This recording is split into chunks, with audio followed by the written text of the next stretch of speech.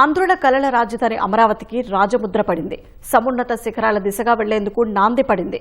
ఇక జగన్ లాంటి ఏ మావిగండ్లు వచ్చినా ఈ భవిష్యత్ నగరిని కదల్చలేరు. చట్టబద్ధతో పెట్టుబడిదారులకు భరోసా కలగనుంది. ఇక అమరావతి అజేయంగా అజరామరంగా వెలుగొందనుంది. ఆంధ్రప్రదేశ్ రాజధానిగా అమరావతి చట్టపరమైన గుర్తింపు పొందింది.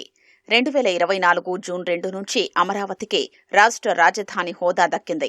ఇందుకు సంబంధించి ఆంధ్రప్రదేశ్ పునర్విభజన చట్టం 2014ను సవరిస్తూ కేంద్ర హోంశాఖ ప్రవేశపెట్టిన బిల్లును పార్లమెంటు ఉభయ సభలు ఈ నెల 1, 2 తేదీల్లో ఆమోదించాయి.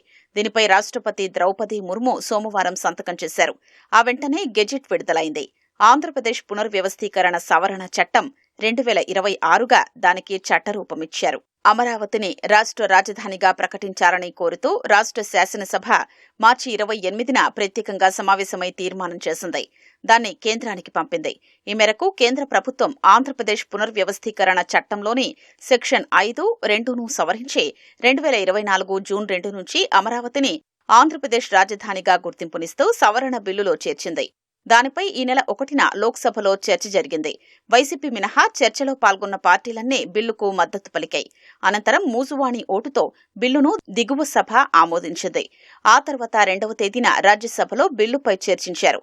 ఇక్కడ కూడా వైసీపీ మినహా చర్చలో పాల్గొన్న మిగిలిన పార్టీలన్నీ అమరావతికి జైకొట్టాయి. ఎగువ సభ మూజువాణి ఓటుతో ఆమోదముద్ర వేసింది. పార్లమెంటు ఆమోదించిన ఆ బిల్లును కేంద్ర న్యాయశాఖ సోమవారం రాష్ట్రపతి ఆమోదముద్ర కోసం పంపించింది. రాజ్యాంగంలోని ఆర్టికల్ 111 కింద దఖలు పడిన అధికారాల్ని అనుసరించి ఆమె వెంటనే దానిపై సంతకం చేశారు. అనంతరం అమరావతి బిల్లు చట్టరూపం సంతరించుకున్నట్లు ప్రకటిస్తూ న్యాయశాఖ గెజిట్ నోటిఫికేషన్ విడుదల చేసింది.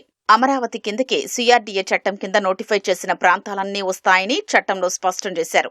ఈ అంశంపై భవిష్యత్తులో ఎలాంటి వివాదమూ తలెత్తకుండా తాజా చట్ట సవరణలో వివరణ ఇచ్చారు.